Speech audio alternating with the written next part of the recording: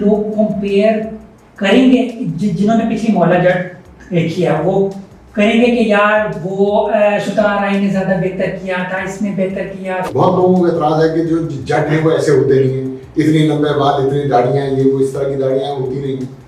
भाई ये जो जट है ये उसकी दुनिया की जट है। मायरा खान, ठीक है, इसके अंदर मायरा खान जितनी प्यारी लगी है, मायरा खान मेरी भी फेवरेट है, बड़े लोगों की सबसे प्यारी लगी फेवरेट है।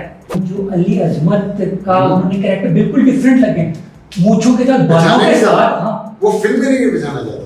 गौहर रशीद उसने बहुत कमाल का किया काम, लेकिन वो अपने कैरेक्टर में काम कर रहा है, वो अपने तौर पे कर रहा है। इसी तरह नैयर एजाज कमाल, पहली दफा स्क्रीन पे आता है पागल कर देता है। अच्छा, बड़े लोगों को ये भी कि कुछ को अगर पंजाबी नहीं आती, ठीक है, तो मुझे बताइए उन लोगों वो देख सकते हैं। 70% जो पाकिस्तान में जितनी फिल्में लगती हैं उसका बिजनेस 70% पंजाब से होता है। MYK न्यूज की वीडियोस देखने के लिए हमारा चैनल सब्सक्राइब कीजिए और बेल आइकॉन को क्लिक कीजिए ताकि आप हमारी आने वाली वीडियो से बाखबर रह सके। अस्सलाम वालेकुम नाज़रीन, मैं हूं शेख कासिम और आप देख रहे हैं YK न्यूज़ टीवी। आज मेरे साथ गेस्ट मौजूद हैं। ये मेरे मेंटर ही नहीं है, ये बहुत अच्छे प्रोड्यूसर भी हैं और ये कुछ चैनल्स के बानी भी हैं। और क्या कहते हैं, कैसे हैं सर? भाई साहब ठीक ठाक है? Thank you so much sir, आपका फिल्म का पैशन तो बड़े अरसे से था, फिल्म प्रोड्यूस भी कर चुके हैं और ये टीवी से भी काफ़ी मुंसलिक रह चुके हुए हैं, ठीक है। और आपके पास स्पेशल आने की जो मेरी वजह है वो ये थी कि मुझे पता लगा था कि आपने लेजेंड ऑफ मौला जट देख ली। और मैं लोगों को ये बताना चाहूँगा कि ये स्पॉइलर फ्री है। अब हम आपको स्पॉइलर इस फिल्म के नहीं देंगे, ठीक है। और हम जो वीडियो ये बना रहे हैं इसके मेन मकसद ये है कि आप लोग फिल्म देखकर एंजॉय करेंगे, आप एक पैशन के साथ जाएंगे और एक खुशी के साथ जाएंगे। तो सर पहले तो सबसे पहले मुझे ये बताएं, आपने फिल्म कैसे देख ली और ये अकेले देखी है, आपको स्पेशल दिखाई गई है कैसे? हमें तो 13 अक्टूबर का वेट करना पड़ेगा फिल्म के लिए। नहीं, मुझे अकेले नहीं दिखाई गई, मुझे मेरे साथ सज्जाद कुल थे। हम दोनों को इनवाइट किया गया था और I think just because we are seniors, एक उस लिहाज से ओपिनियन लेने के लिए ये पहली दफ़ा प्रिंट निकला था सेंसर के लिए, तो उस प्रिंट को इन्होंने सिनेमा में चेक करना। सबसे पहले जो एक्साइटिंग बात, ठीक है, जो मैं पूछना चाह रहा हूँ और मैं पता करना चाह रहा हूँ ये कि हमजा अली अब्बासी या फिर फवाद खान। देखिए, मैं किसी एक का इन दोनों में से नाम नहीं ले सकता क्योंकि दोनों का बिल्डअप इतना बड़ा बना है और उसके बाद दोनों को लाके जब वो उनका आमना सामना होता है तो आपके रोंगटे इस बात पे खड़े हो रहे होते हैं कि भाई अब होगा क्या। और मैं इसमें सारा क्रेडिट बिलाल अशारी को दूंगा कि उसने जिस तरह से चीज़ों को कंसीव किया। बहुत सारी ओरिजिनल मौला जट में मुझे बहुत सारी आप कह सकते हैं कि जो मुझे चीज़ें ठीक नहीं लगी थी, जस्टिफिकेशंस प्रॉपर नहीं थी कि वो इतना बड़ा अगर विलन है तो हीरो ने उसको कहाँ से कैसे मार लिया। हीरो का कोई बैकग्राउंड ऐसा नहीं बताया गया था कि वो इनके साथ मुकाबला कर सकता है। इसके अंदर जस्टिफिकेशन दी गई और उसका कैरेक्टर भी उतना ही बड़ा है जितना नूरी नाथ का। तो मौला जट भी जब आता है सामने तो आपको नजर आता है कुछ जाएंगे। तो मुझे बताएं, लोग कंपेयर करेंगे जिन्होंने पिछली मौला जट देखी है वो करेंगे कि यार वो सुतार राय ने ज़्यादा बेहतर किया था, इसने बेहतर किया था, या फिर ये दूसरे ये कैरेक्टर्स बाकी भी जो हैं वो कंपैरिजन होगा या नहीं है? कंपैरिजन नहीं, कंपैरिजन नहीं होगा बिकॉज देखें उन्होंने मेन कैरेक्टर्स लिए हैं सारे और उन कैरेक्टर्स की अपनी जस्टिफिकेशन बनाई है। और सबसे बड़ी बात यह है कि इसमें डायरेक्टर ने अपनी एक दुनिया क्रिएट किया, ये उसकी दुनिया है। बहुत लोगों को एतराज है कि जो जट है वो ऐसे होते नहीं है, इतनी लंबे बाल, इतनी दाढ़ियां, ये वो इस तरह की दाढ़ियां होती नहीं है। भाई ये जो जट है ये उसकी दुनिया की जट है। आप जो फिल्म, अब यहाँ पे मैं कोई स्पॉइलर नहीं देना चाहता, लेकिन जब आप फिल्म देखेंगे तो वो आपको नजर आएगा कि ये इस डायरेक्टर की अपनी दुनिया क्रिएट की है।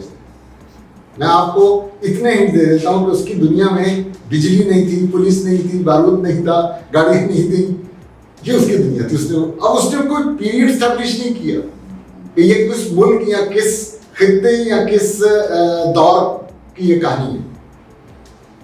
और आपको थोड़ी देर बाद फिल्म शुरू होती है और आपको ये महसूस होता है कि ये तो इसने अपनी दुनिया क्रिएट की है, इट्स हिज वर्ल्ड, जिसके अंदर ये सब कहानी चल रही है, चीजें हो रही है। स्पॉइलर फ्री होकर ये भी बता दें कि ना मायरा खान, ठीक है, इसके अंदर मायरा खान जितनी प्यारी लगी है, मायरा खान मेरी भी फेवरेट है, बड़े लोगों की सबसे प्यारी लगी फेवरेट है।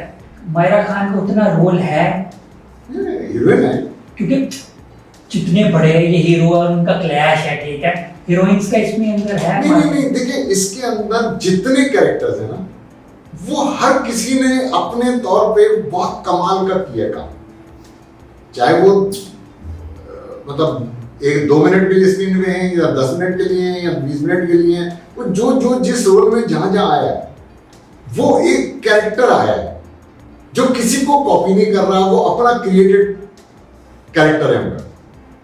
जैसे फारिस शफी पहली दफा आया और मुझे वो बड़ा अच्छा लगा, उससे कुछ सीन तो बहुत ही अच्छे किए, लेकिन एंड में मुझे नजर आता है कि ये डायरेक्टर ने करवाए हैं। गौहर रशीद, उसने बहुत कमाल का किया काम, लेकिन वो अपने कैरेक्टर में काम कर रहा है, वो अपने तौर पे कर रहा है। इसी तरह नैयर एजाज कमाल, पहली दफा स्क्रीन पे आता है, पागल कर देता है। मुझे तो किया उसने। अब आई डोंट नो, हर किसी का इफेक्ट हर किसी पे अलग अलग होगा। आप देखेंगे फिल्म तो आपका अपने आप के ऊपर अलग तरीके से इफेक्ट होगा। मुझे उसने बहुत इफेक्ट किया। सर मैं उनके लिए भी एक्साइटेड हूँ, जो अली अजमत का उन्होंने कैरेक्टर बिल्कुल डिफरेंट लगे, मूंछों के साथ, बालों के साथ। हाँ, वो फिल्म में नहीं बचाना चाहता मैं कि इतना कमाल का उसने वो क्या कैरेक्टर बनाया है। गेटअप्स जो है वो बहुत कमाल के। तो बट अबाउट म्यूजिक सॉन्ग्स, इसके अंदर कोई आइटम सॉन्ग है कि नहीं? नहीं कोई गाने कोई नहीं। अगर आप म्यूजिक से मुराद गाने ले रहे हैं तो गाने वाने नहीं है। वो एक गाना है, लेकिन मैं उसको गाना उस तरह नहीं कहूँगा जो हमारा सॉन्ग एंड डांस वाले टाइप चीज होती है, वो बिल्कुल नहीं है। लेकिन म्यूजिक का अगर आप पूछ रहे हैं तो लेट मी टेल यू कि इस फिल्म की जो बैकग्राउंड म्यूजिक है वो आपने पाकिस्तान में कभी ऐसे नहीं कमाल किया। और मैंने उससे पहली चीज जो पूछी फिल्म खत्म होने के बाद ये थी कि ये बैकग्राउंड म्यूजिक किसने की है। तो उसने जो नाम लिया, मैंने तो वो नाम कभी सुना नहीं था, तो मुझे नहीं पता। सरमद, कोई सरमद है साहब जो, बट अब मुझे नाम पता चल गया उनका, सरमद। अब मैं मिलूंगा उससे। अच्छा, वो तो बहुत एक्शन, क्योंकि प्रोमोज में और ट्रेलर में जितने भी सीन्स आए हैं, एक्शन लग रहा है बहुत डिफरेंट और जबरदस्त है। एक्शन तो बाहर से लोग आए, उन्होंने एक्शन कराया, तो वो लेवल नहीं कुछ और है, वो कमाल का एक्शन। यानी हॉलीवुड वाला एक्शन है इसके। देखिए इसके अंदर ये उस जमाने की कहानी है जहाँ पे जब पिस्तौल और बंदूक कुछ चीजें नहीं होती थी ना, तो सारी फिस्ट फाइट और वो उसके साथ है, जो चीजें आप देख रहे हैं उसके साथ लड़ाई है। मैंने पोस्टर में भी नोट किया, ठीक है, हर एक के हाथ में कुछ ना कुछ है। किसी के हाथ में वो है गंडासा है, किसी के हाथ में कुल्हाड़ी है, किसी के हाथ में चाकू है, किसी के हाथ में सोर्ड है। तो ये सबको उन्होंने पकड़ा दिया हथियार। तो ज्यादातर आप उसमें जो देख रहे हैं वो विलेन की फैमिली के लोग हैं ज्यादातर, तो इसलिए वो सब के हाथ में चाकू चुड़ियां हैं। हीरो और पॉजिटिव कैरेक्टर्स बहुत कम है, तो वो आपको पोस्टर में मेजॉरिटी जो है वो दूसरी साइड की नजर आ रही है, विलेन की साइड। ठीक, इसलिए हाँ। तो अच्छा, कुछ लोग ये भी कह रहे हैं कि यार इसके अंदर मुझे बताए वॉयलेंस और खून खराबा कितना है। जितना आया है बहुत मजेदार है। इसका मतलब है बच्चे नहीं देख सकते। यूनिवर्सल क्लियर हुई है तो बच्चे आई एम श्योर कि वो छोटे उम्र के देखेंगे, बट पेरेंटल गाइडेंस मैं कहूँगा कि होनी चाहिए। अच्छा, बड़े लोगों को ये भी, क्योंकि कुछ को अगर पंजाबी नहीं आती, ठीक है, तो मुझे बताइए उन लोगों को वो देख सकते हैं या फिर इसका कोई उर्दू वर्जन होगा या फिर इंग्लिश वर्जन भी आएगा? देखिए डबिंग इसकी बिल्कुल नहीं हो रही है, पंजाबी ओरिजिनल पंजाबी जुबान में फिल्म बनी है, पंजाबी जुबान में ही रिलीज हो रही है। हाँ, आई थिंक कराची में जब रिलीज होगी तो शायद इसका उर्दू में सबटाइटलिंग होगा। इसी तरह चाइना में इज दी ओनली प्लेस कि जहाँ ये डब होगी जाएगी, और वो अभी नहीं है, वो बाद में होना है। अभी मेरा ख्याल में डिसाइडेड नहीं है वहाँ पे रिलीज डेट, क्योंकि वो रिलीज डेट वो लोग डिसाइड करते हैं। ठीक है, तो आप अभी वर्ल्ड वाइड जो रिलीज हो रही है उसके अंदर बाहर वेस्ट के लिए वो इंग्लिश में उसकी सबटाइटलिंग होगी, और कराची के लिए उसकी इस तरह से होगी, सिंध के लिए। ठीक है। अच्छा, इसके अंदर ये जो क्योंकि सिनेमा आपके सिर्फ सिंध में है और पंजाब में है, दूसरी बात आपकी उसी सवाल के उसमें कहूँगा कि 70% जो पाकिस्तान में जितनी फिल्में लगती हैं उसका बिजनेस 70% पंजाब से होता है। Maximum cinemas are in Punjab. Karachi के बाहर आप निकलते हैं तो हैदराबाद में शायद 2 या 3 टोटल सिनेमाज हैं, जिसमें से एक सिनेमा जिसमें लोग सब जाते हैं। आप उसके बाहर निकलते हैं तो आपको लाड़काने में एक बहुत ही छोटा सा एक सिनेमा है लाड़काने। बाकी सक्खर में जितने शहर हैं वहां के उसमें कोई सिनेमा नहीं। यहाँ पे मेजर सिटीज हैं जहाँ बिजनेस है मेजर फिल्म का। गुजरांवाला, सियालकोट, मुल्तान, फैसलाबाद, यहाँ पे बेशुमार सिनेमाज हैं। आप सिर्फ गुजरांवाले का चले जाए जो आधे घंटे की ड्राइव है लाहौर से, आप गुजरांवाले जाएंगे तो कम से कम 12-14-15 सिनेमाज हैं और वहां लोग देख रहे हैं। वहां आज भी पूरा ये एक कल्चर है सिनेमा जाने वाला। और इस फिल्म का आप देखिएगा किस तरह से लोग जाएंगे और किस तरह से इन शहरों में पंजाब के उसका होगा। कराची में बिजनेस जरूर होगा, लोग जरूर देखेंगे। एक दफा देखना बहुत जरूरी है सबके लिए, क्योंकि इस लेवल की फिल्म नहीं बनी आज तक। और मैं ये समझता हूं कि इस जिस स्केल पे ये फिल्म बनाई है बिलाल लाशारी ने, ये तो हम सबका फर्ज है कि हम एक दो दफा जाके जरूर देखें। अच्छा, ये बिजनेस की बात हो रही है। ये इस फिल्म से रिलीज होने से तो दूर की बात, जब ये फिल्म पहली दफा अनाउंस हुई तो इसका टीजर आया था, मेरे ख्याल में 2 साल पहले की बात है। तभी आपने कह दिया था इस फिल्म ने 100 करोड़ कमाने, ठीक है। और अब जब आपने फिल्म देख ली है, आपने रिसेंटली एक जियो के इंटरव्यू में भी कहा है कि ये 100 करोड़ प्लस होगी पाकिस्तान में, तो अब का क्या कहते हैं? मैंने वहां दबे अल्फाज में एक बात कही थी जो शायद लोगों की इतनी समझ में नहीं आई। मैंने कहा था अगर पाकिस्तानी सिनेमास ने कोऑपरेट किया तो 100 करोड़ लाजमन करेंगे। और मैं आज भी ये कह रहा हूँ क्योंकि मुझे पाकिस्तानी सिनेमा से बहुत वो हो रहा है कि ये लोग शायद इस फिल्म को सपोर्ट ना करें। नहीं, आप इसलिए तो कह रहे हैं कि आपने भी देख लिया या आपके ये फ्रेंड्स वगैरह हैं? नहीं, देखिए मुझे थोड़ा सा पता है कि ये जरा नॉर्मल फिल्मों से ज्यादा शेयर मांग रहे हैं सिनेमा वालों से, जिस पे सिनेमा वाले नहीं मान रहे थे। टोटल 6 पाकिस्तान में चेन्स हैं 7 जिनके मल्टीपल सिनेमास हैं, उसमें से 3 मान गए और 3 नहीं माने, और जो पाकिस्तान का सबसे बड़ा वो नहीं माना। अब वो मानेगा नहीं मानेगा, वैसे तो वो बिजनेस मैंने जो कैलकुलेशन की है उसका कम से कम तो 12 से 15 करोड़ रुपए का बिजनेस उसने करना है, तो वो ये बिजनेस बहुत ही बेवकूफ होगा, फिर तो बिजनेसमैन नहीं होगा। बट आई थिंक ये एक दूसरे को दोनों साइडों से एक दूसरे को वो किया जा रहा है कि एक दूसरे की वो चेक कर रहे हैं कि भाई ये एंड में मान जाएंगे। लेट्स सी के क्या होता है। अच्छा, आपको क्या लगता है ये फिल्म जब रिकॉर्ड बिजनेस कर लेगी और ये सुपर हिट हो जाएगी तो ये पंजाबी फिल्मों का एक ट्रेंड हो जाएगा शुरू? हर बंदा कहेगा यार पंजाबी फिल्म बनानी है। देखिए आई डोंट थिंक कि हर बंदा कहेगा पंजाबी फिल्म बनानी है, बट पंजाबी फिल्मों का स्टार्ट एक होगा। देखिए ये मेरी भी एक लॉजिक है और मैं भी हमेशा से ऐसे सोचता रहा हूँ। अब इस फिल्म के बाद पता चलेगा उस बात का कि वो प्रैक्टिकली एप्लीकेबल हो रही है या नहीं हो रही है। जब हम उर्दू फिल्म बनाते हैं ना तो उसका डायरेक्ट कंपटीशन होता है हिंदी सिनेमा के साथ, और वो जिस स्केल पे बना रहे हैं हम उस स्केल तक पहुंच नहीं सकते। इसलिए हमारी सिर्फ कॉमेडी फिल्में हिट होती हैं और हम सीरियस फिल्म की तरफ सोचते नहीं। पंजाबी एक ऐसी जुबान है जिसका बहुत बड़ा हमें फायदा ये है कि इंडियन पंजाबी जो है वो बहुत फैला है। हमारी म्यूजिक के ऊपर पंजाबी, वो हमारी फिल्मों पे, मतलब मेरा इंडिया बहुत ज्यादा आना जाना रहा है, मतलब अम्बाला, और मैंने ऑलमोस्ट उनके सारी सिटीज, मेजर जो सिटीज हैं मैं वहाँ रहा हूँ जाके और मैंने दिन गुजारे हैं, मेरे बहुत दोस्त हैं। मुझे आज तक कोई लोग ऐसा वहाँ पे पंजाबी नहीं मिला जिसने मौला जट नहीं देखी। ये और बेशुमार हमारी हिट फिल्में जो पंजाबी की हैं हर किसी के घर में, धर्मेंद्र के घर में भी देखी नहीं है और उसकी पूरी फैमिली पंजाबी फिल्मों की दल्ला है और हर कोई देखता है। ये चीज अब आपको इस फिल्म में नजर आएगी। आपका जो यूके का बिजनेस है और जो आपका कनाडा का बिजनेस है, ये कमाल का बिजनेस होगा, बिकॉज हर पाकिस्तानी के भी जो पंजाबी बोलने वाले लोग हैं वो सारे यूके में और कनाडा में, और सिख सारे जो है वो भी हैं। ज्यादा बिजनेस ये बाहर से कमाएंगे? बहुत ज्यादा। उसमें मेरी प्रिडिक्शन है $5 मिलियन। और $5 मिलियन ऑलमोस्ट कितने होंगे? 150 करोड़।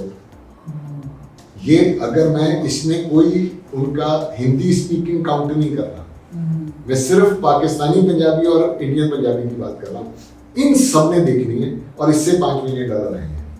तो मुझे बताएं अब आप कहेंगे कि ये $5 मिलियन का फिगर कहाँ से आया? हाँ। क्योंकि 3 मिलियन शायद मेरे ख्याल में कोई दो कहता है, कोई 3 कहता है, मुझे एग्जैक्ट फिगर इस वक्त याद नहीं है, जो इसने किया है चल मेरा पुल। हाँ। और वो बहुत ही बिलो एवरेज फिल्म है, कोई बहुत बड़ी फिल्म नहीं है, लेकिन चूंकि पाकिस्तानी जो हैं इन जगहों पे रहने वाले ओवरसीज, वो इंडियन पंजाबी फिल्म नहीं देखते, वो इंडियन हिंदी फिल्म देखते हैं। इस फिल्म को वो पाकिस्तानी आर्टिस्टों की वजह से देखने गए और उसने इतना बड़ा बिजनेस किया। ये तो जेन्युइन अच्छी फिल्म है पंजाबी, और आज तक पंजाबी में इससे बेहतर फिल्म नहीं बनी। आप हिंदी की कुछ फिल्मों को मिला सकते हैं, बट वो कंपटीशन नहीं है यहाँ पे। मैं इसको कंपेयर करूंगा इंडियन पंजाबी फिल्म से और पाकिस्तानी पंजाबी फिल्म से। हिस्ट्री में इससे बेहतर फिल्म आज तक नहीं बनी पंजाबी फिल्म। और मैं स्केल की भी बात कर रहा हूँ, मैं इसकी शूट की भी बात कर रहा हूँ, मैं इसकी हर चीज की बात कर रहा हूँ। अच्छा, इसकी जब एडवांस बुकिंग हुई थी शुरू, तो आपको कुछ फिगर्स पता है कि एडवांस बुकिंग में लोगों ने लिए टिकटें कि नहीं? देखिए, एडवांस बुकिंग जिन सिनेमा में होती है, जो इस तरह के पॉपुलर अफ्लुएंट एरियाज में जो सिनेमा है, वो नहीं लगा रहे अभी तक, उन्होंने अनाउंस ही नहीं किए।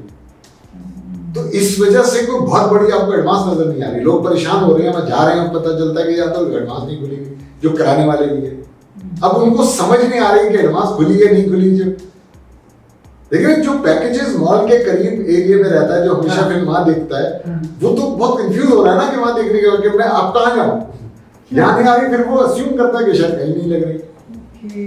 तो ये कंफ्यूजन हो रहा है, बट ये फिल्म की रिलीज पे नहीं होगा। यानी अभी इसका मतलब है हर जगह पे नहीं एडवांस बुकिंग? नहीं, हर जगह पे नहीं होगा। चलिए, मुझे ये बता दें कि पुरानी मौला जट या नई मौला जट, आप किसको कहेंगे कि यार कौन सी आपके लिए ज्यादा अच्छी है? नहीं, देखिए, उस तरह से तो मुकाबला कोई है ही नहीं कि आप आज से 1979 में वो फिल्म बनी। ये जिस टेक्नोलॉजी के साथ, और ये आज के दौर में भी इस टेक्नोलॉजी में बहुत आगे, पाकिस्तानी स्टैंडर्ड से बहुत आगे। मतलब मैं ऑनेस्टली आपको बता रहा हूँ कि मुझे उसका स्टैंडर्ड जो है वो हॉलीवुड लेवल पे लगा है। जिस तरह के उसने सेट्स लगाए हैं, जो लाइटिंग की है, जो उसने ग्राफिक्स यूज किए हैं, जिस तरह से, मतलब वो जो एक सेट लगाया और सेट को जिस तरह से उसने एक्सपेंड किया है, मतलब ये चीजें जो है वो तो आप कोई उस 79 में कोई सोच ही नहीं सकता था ना। जो कैमरे आज हैं वो मतलब आप 79 में तो सोच ही नहीं सकते थे।